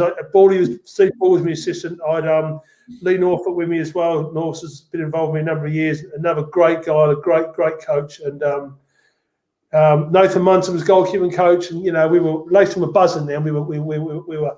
But that game at home, and what was great about that game at home was that was us or Enfield Town. And if we didn't win, and Enfield had beaten Grays on the Saturday because we went to the game at Grays, and if they drew, we'd have won the league, and they won whatever because obviously. So they all turned up en masse to watch the game, and I just saw them all. We were 3-0 up after about 20 minutes, and just seeing the Enfield Town boys trudging off home to Enfield from Leiston on a Tuesday night in the rain was quite a sight. And I had my green moon boots on that night, and actually I got bundled at the end. I got a picture somewhere under a pile of players, and the bastards had knocked me over and nicked me moon boots, didn't they? So I was brilliant. I have to say, listen, guys, I looked $1 million because I had a charcoal suit on, me blue tie and green moon boots. I mean, let's be honest, fashion victim or what? Jason, you wore those boots for a suit. That's absolutely unbelievable. Jason just says, top show tonight, boys. I've got to go fill up with Pinata. Mark, see you next season on the far side. Jason, we really appreciate getting involved in the comment section, mate. Really do. Dan says, Dan Snell says, I remember a game a couple of seasons ago at Bury where Mark substituted Liam Bennett in the first half so he wasn't sent off. The lad came off crying, but Mark's handling of the situation was brilliant. Do you remember? Do you remember that moment? Yeah, I do remember that. Liam Bennett he's on Cambridge United's books now. One of the most driven young men I've ever met. He was such a nice guy, lovely family, really, really good lad. Bury way, played it right back. He, fair play to Bury. They kind of targeted him. He was he lost his way on the day. He lost his way, and I took the decision. I took him off for 35 minutes, and he was upset. But I pulled him to one side in the game, and I said, mate, you'll learn that sometimes we have to make decisions for the benefit of the football team, but your performance today will have nothing to do with the fact that next week's game you'll start at right back. And he did, and he was brilliant. But on that day, it was the right decision to be made. And actually, as a manager, you've got to be able to see. You've got to see the bigger picture. And if something's not right, you've got to make the change. Because if you don't make the change, it'll bite you in the arse. We went on to win that game. And I'm not just saying that was down to my change, but I think that was part of, as well as the performance of the coaching staff and as well as the performance of the players, collectively we won the game. And that had to be done. Like it. Guys, if you've got any extra questions you want to put into us, we're going to keep your questions coming in for the next few minutes on here. Adam, do you have any questions that you want to ask? I'll speak about some rivalries. You've probably been involved in some big ones over the years with the clubs that you've been at. What's been your favourite? I love a bit of rivalry. A bit of rivalry. Absolutely. Talk to us about some moments that you've sort of enjoyed and where your favourite rivalries have laid. Clearly, I've been Sudbury manager twice, so I've got to mention Bury. Yeah. It's fairly safe to say that myself and the Bury chairman Russell are not bosom buddies. By any means. But I can say that, but I can also say that I'll give Russell huge respect because he's been at that football club a long while, and that football club are a great club. They were great under Richard Wilkins, and Ben Chenery's there now is someone I've got to know. They're a great football club, and I think they're a good outside bet to win the league next year if they maintain what they've got. So the Bury games have always been quite lively. Oh gosh. To be honest, I generally get on all right with most clubs. Yeah. There's not anyone really who I don't really get on with because I think the thing with it is that I am what I am on the touchline, and I'm quite vocal sometimes, and I say my piece, and well, you know, I'm not a string violer, but I can. A great friend of mine, a chap called Tony Brightwell, who was my physio at Sudbury the first time, and he's a real legend in non-league football, Tony. And anyone who knows him who will say, "God, Tony, what a great lad he is," you know. Tony always used to say about me was, he said, "You're the best loser I've ever come across," and he didn't mean that because the fact I lost a lot of games, because I can always take defeat, and I can always take defeat, and that's another lesson this young lad I mentioned who came earlier on. You've got to learn to lose. You've got to be magnanimous in defeat, because if you're not, you're a twat.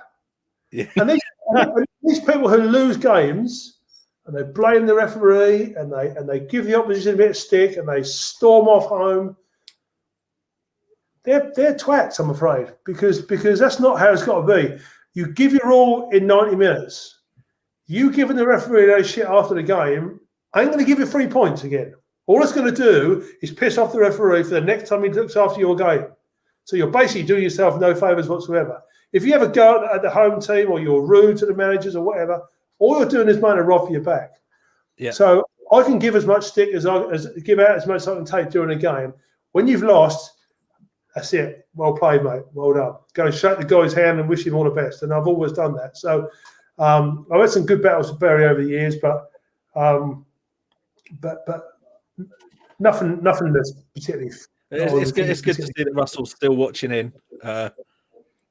Anyway, we had him on a few weeks ago, and he was really good.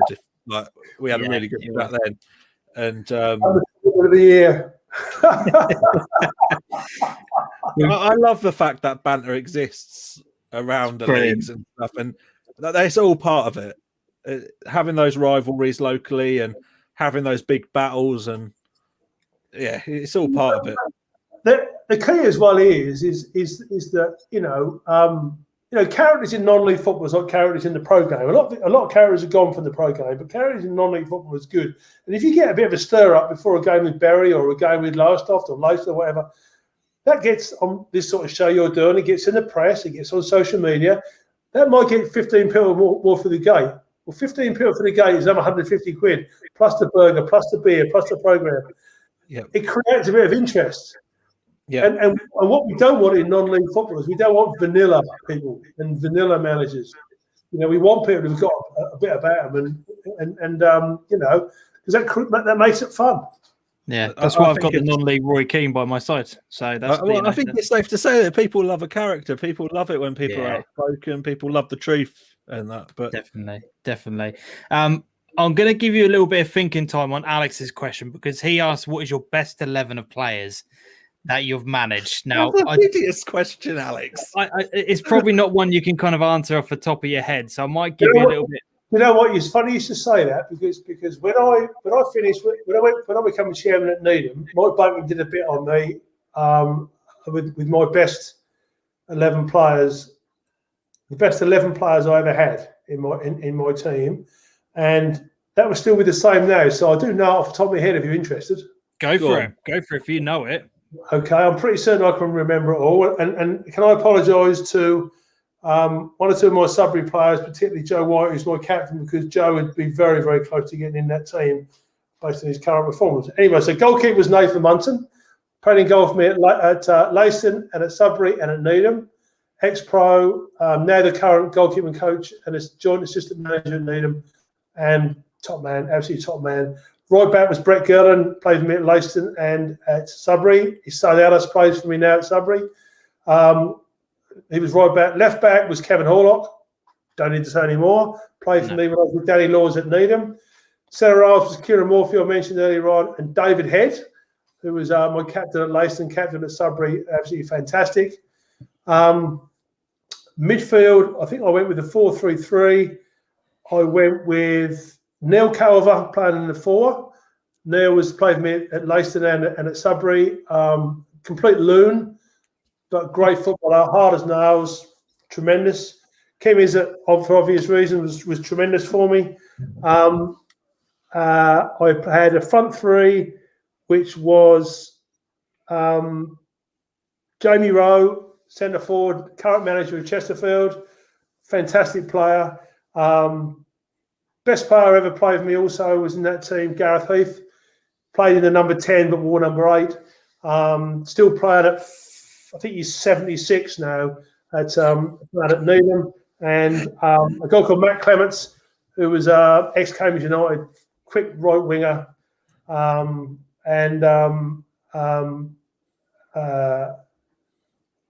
I can't say what the funniest injury was with regard to him, because that would be, even though we're after 9 o'clock, I can't say that. And clearly it was Ian Westlake.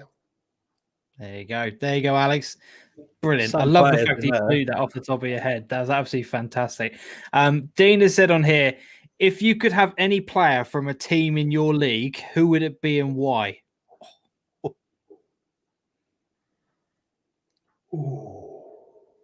Not going to have any player from a team in my league and why? Jamel Ramadan at Bury. Yeah. I knew you were going to say a Bury player. He scores goals, and I've been trying to sign the kid for years.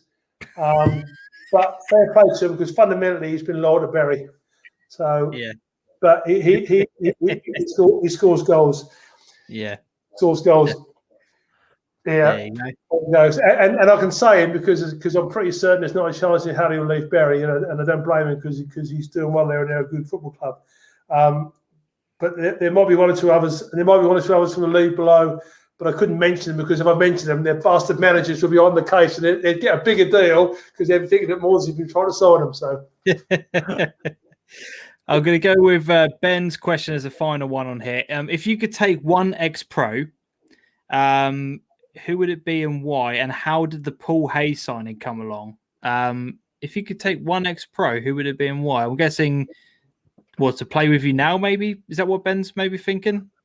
I think take an ex-pro into the team, yeah. Yeah. So the Paul Hayes thing, I mean, I interviewed him during the summer. What a lad. what a man. Unbelievable. Once I got him talking, he would not stop. And some of the stories were brilliant. And that is the one podcast, if anyone wants to go back over my stuff in the summer, that is the one podcast I recommend you go and watch, because Paul Hayes was absolutely brilliant on there. So would you have been there at the time when Paul Hayes came into the club, wouldn't you? I signed Paul Hayes. Yeah. I'm great friends with a guy called Steve Pitt. He's been around Nonny for many years. He's the I think he's the recruitment manager at Chelmsford City now, and he knew Hazy had been released. He had been released from Wickham, I think, actually. Yeah, it was. Yeah, looking to get into non-league football, and it was kind of the. I'm not going to mention the chap's name at Sudbury because it would be inappropriate to say that. But the guy who got me to Sudbury with the promise of the big bucks kind of funded this signing of this ex-pro, and so he was a bit of a marquee signing. Do you know what? Actually, he was great. He was great, Hazy. The lad Jason, if he's a Sun fan, if he remembers the goal that Hazy scored, a volley from the touchline, unbelievable guy. But I also played Hazy at centre half in a few games. He never played centre half. He was tremendous centre half as well. He probably read the game unbelievably well, though, didn't he? He was really good. He was like Danny Collins in the dressing room. He was great. He weren't big time at all. He was on a lot of money. He was, it's probably the most money I've paid a non-league player. But he was a great lad. He again, like sometimes he'd be sub because he wasn't fully fit, and he wasn't always suited to playing on the 3G pitch in certain formations. Yeah. But he was a great. He was a great guy. So the ex-pro would have to be Aguero at City, because he's basically an ex-pro now, isn't he? Yeah. He's getting to the end now, isn't he? Well, yeah, you've asked it. You've asked. Yeah. I'm not quite certain how. I'm not quite certain how the chairman would want to finance that deal, actually, There you go. You need a few weddings of fun, that one, I think. Thinking of Jason Portland, Collins says, I blink and missed it, I'm afraid. He's come back on just to hear that final bit on there. Yeah, I love speaking to Paul. I remember him. He told me about this one. I can't remember who he said it was. He went to somewhere away, and somebody was giving him a load of stick, and he just like turned around and went, "Do you know who I am?" And he just went. He went. I've earned more money. I earn more money in a week than you'll make in your lifetime. And I just thought that is absolutely brilliant. He shot this guy down within a couple of seconds. Yeah, he's king of one-liners. A lot of the ex-pros. I mean, Ken was the same. Ken was. They spend their life getting one-liners. So you can't catch man. Hazy certainly had that. He was but listen, he put something back. I mean, Paul Hayes had a lot to do with Tyler's move to Bradford to start with. He's involved in that as well. And, he didn't get rich out of that. He done it because he liked the lad and he wanted to help him along. And that's the lad. Really, he was a good lad, Paul, I have to say. In fact, I spoke to him because Spurs played Wickham, didn't they, the other week in the FA Cup, and and in the intro they showed Hayes 2 goals. So I'm saying, I'm thinking myself, Hazy, you're going to be on the old what's name? He weren't. Because I keep in contact with Paul anyway. And I said, I was expecting you to be on the TV. He said, I was very fucked off. He said, I thought I was going to be on the TV as well. But he was, I thought, why have you shown him scoring 2 goals? Why do you get him to do some punditry? Because let's be honest, some of the pundits you get on TV now are shocking, isn't they? Oh God, yeah. Mind you, I suppose if Paul had a sex change, he'd have been on with me. So, but, can I say that?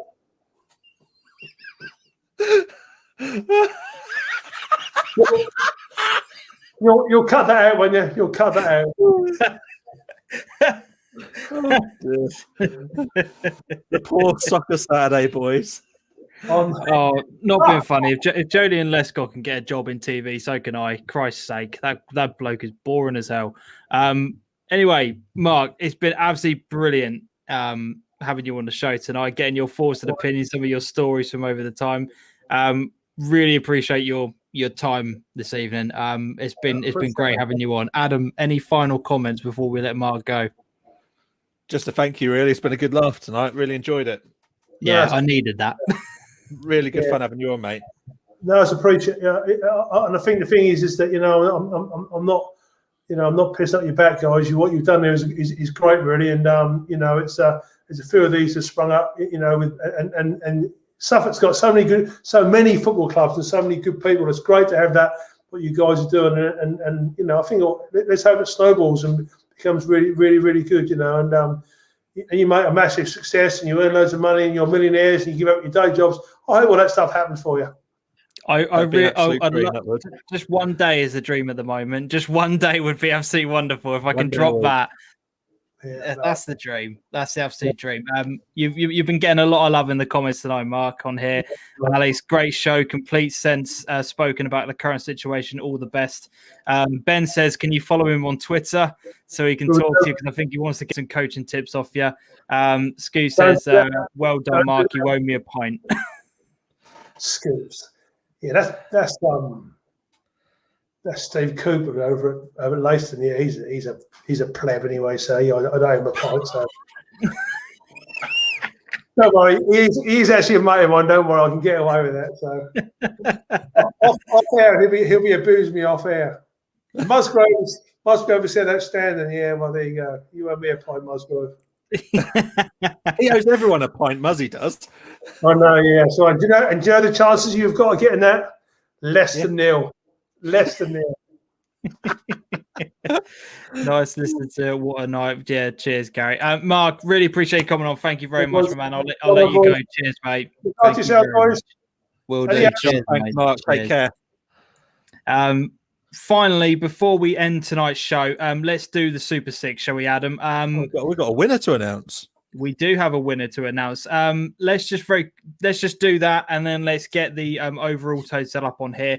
We are going to be sorting something out for February's prize, so remember, make sure you get your entries in. But I'm delighted to announce that this month's winner for January is Spreads.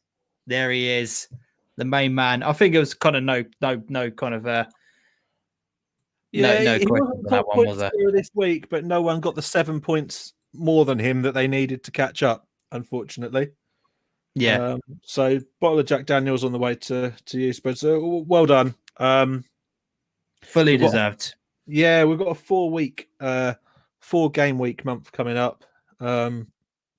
So everyone's back in the pot. And it's in with a chance of winning a retro non-league football shirt for a club that is now extinct. So Nice. nice and rare. Not going to be able to get shirts from that club ever again. So something nice for a collection. Love it. Absolutely love that. So if you want to get involved, the chance to win that, we start from scratch. But let's bring up the overall league table. Any big movers from this week? No, all fairly. I mean, Tommy Smith's dropping down now. He's really struggled the last couple of weeks. I think he only got 1 point this week. So Jordan Mays is main benefactor. Ben Froud's been pushing hard. Jamie Sandlands has been like one of our consistent performers. Sudbury Township. Unfortunately, it's not a Sudbury Township to us. So I'll reveal more details next week when I've got the slide done. But no, not a Sudbury Town one. Ben says, "Can we brand spreads? Us others have no chance." Well, we've done 3 monthly prizes now, and this is the first one he's won. That is all I'll say. So Spreads is doing well, but on a month-by-month basis, this is the first one where he's actually consistently performed. To give you some idea, I think he's only ever once been the top scorer in the month as well. So he's done it by just getting consistently above average scores. This week, Dan Barnard was our winner this week. Brilliant. Well done, Dan. He got the highest points total, which is really, really good. Like massively moved him up the league. He shocked himself.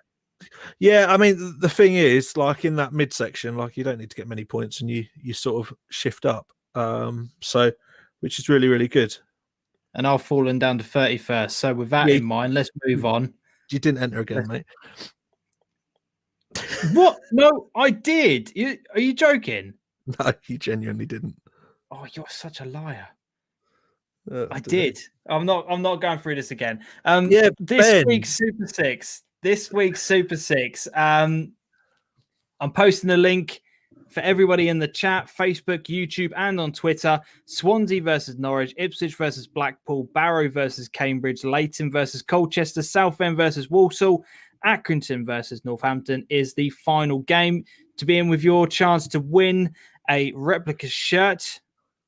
Enter this draw, continue entering throughout the month of February, and you get in with a chance to win that. If not, you go towards the overall prize for this season up on here. Stuart has put on here, it is a marathon, not a sprint pen.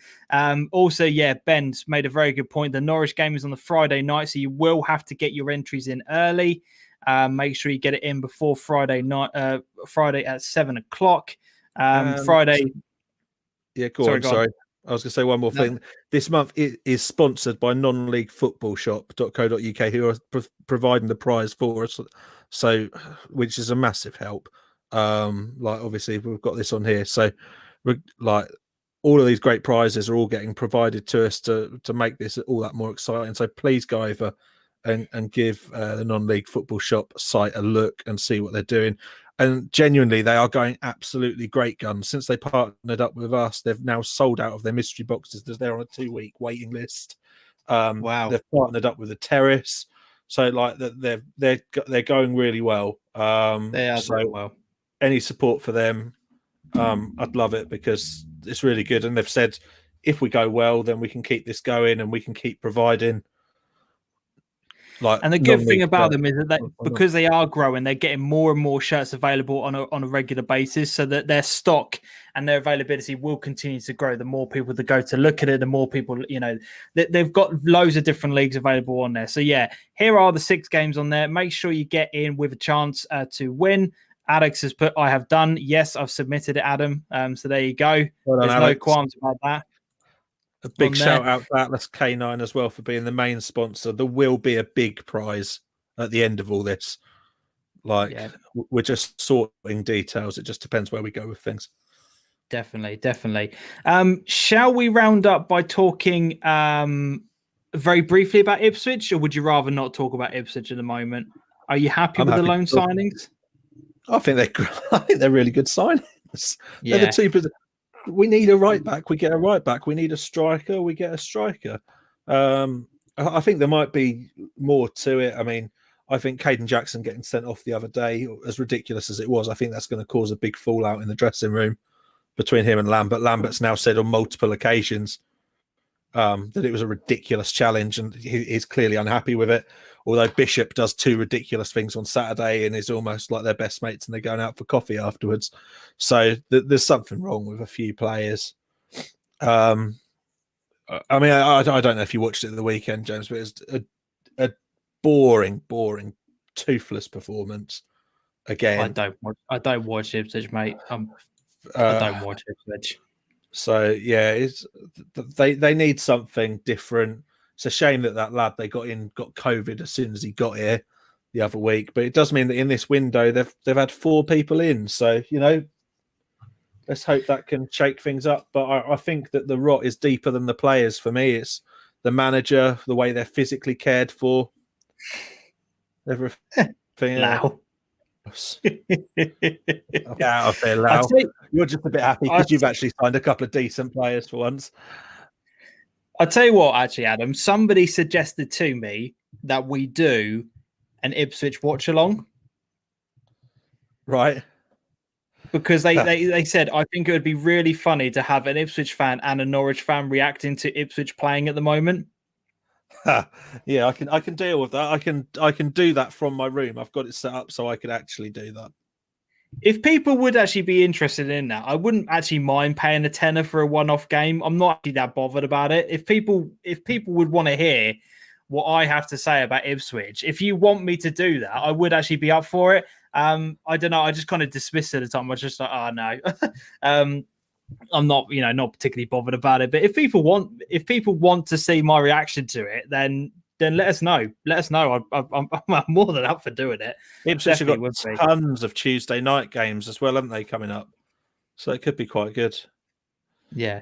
Ben has put on here, if you want the pain, by all means. It is painful, Ben. Dan has put, Adam always pays a tenner. Yeah, shush you. Poor Adam, talking about Ipswich have made him go on a downer. Need something stronger than Pepsi Max fella when talking about the tractor boys. Yeah, you're not wrong. Yeah, I know. Like, I'm just in one of these situations with him where I don't think it's a horrific squad. I think there's far more to that team than is being squeezed out of them. It's like squeezing a lemon, but not really try. It's just like he's just like tapping it on the top of the lemon juicer and then throwing the rest of it away. That's the potential that he's getting out of his lemon. Yeah. There's another fruit and vegetable reference for you. No, but in all seriousness, though, guys, thank you so much for this evening. I thoroughly enjoyed it. As I said, I will be completely transparent with you guys. I have been having a really, really tough time over the past few weeks. I've been mentioning to Adam, I've been really struggling and really drained with a lot, especially work stuff at the moment. So just to have this show that we have every single Monday that we can keep coming to and interacting with you guys, talking to you guys, getting you involved in the comment section, bringing on a guest, it really, really has kept my morale up. It's kept my spirits up, and it's kept me something to focus on, and just something going on outside of the norm at the moment, which has been a real good source of focus. So I just want to say thank you because, as I said, it's been tough, and I think you've openly admitted as well, Adam, that it's starting to grind you down as well on a certain level. But as I said, this has just been this has just really helped me. And as I said, I keep emphasizing this point. I want to go part-time so badly with this. Because I just need that one day where I can put all of my focus and energy into the show to make it better for you guys.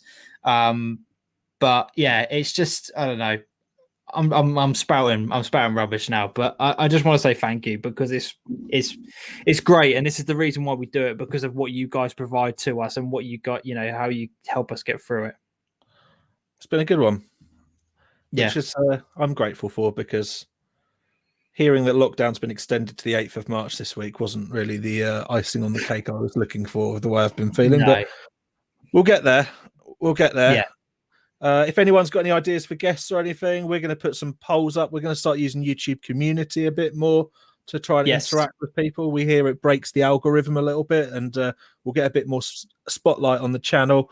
There's a few people still left over watching over on YouTube now, so just remember to bang the thumbs up, because it makes all the difference in the world. Any comments, any chat, anything that you want us to do, put a comment in as well. Tell us that you like the video. Yeah. And Ben, really appreciate that. This makes my Mondays. I've had some shit weeks. This gets me through it. I absolutely love that, Ben. Thank you very much, mate.